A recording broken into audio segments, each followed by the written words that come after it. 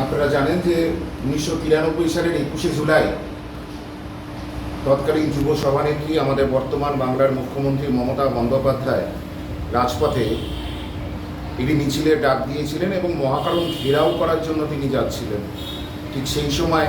যে ন্যাক্কারজনক ঘটনা, তৎকালীন বাংলার মুখ্যমন্ত্রী প্রয়াত কমরেড জ্যোতি বসু এবং তার সাথে সাথে স্বরাষ্ট্রমন্ত্রী তৎকালীন সেও প্রয়াত আজকে কমরেড বুদ্ধদেব ভট্টাচার্য, এবং সর্বোপরি তার পুলিশ এবং তুষার তালুকদার থেকে শুরু করে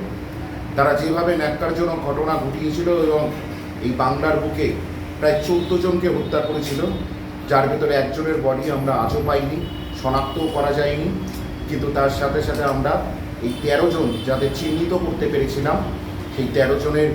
সেই শহীদের রক্ত যাতে কখনো ভুল না হয় তার জন্য 1994 সাল থেকে আমরা প্রতি বছর করছি। দেখতে দেখতে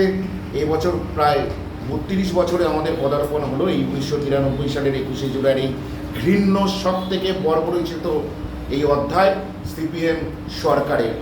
আসুন আমরা সকলে 21শে জুলাই আমরা সকাল সকাল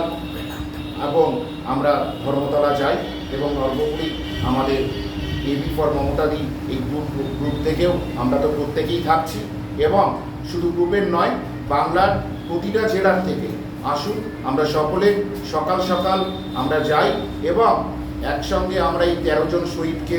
তাকে স্মরণ করি এবং আমাদের বাংলার মাননীয় মুখ্যমন্ত্রী মমতা বন্দ্যোপাধ্যায়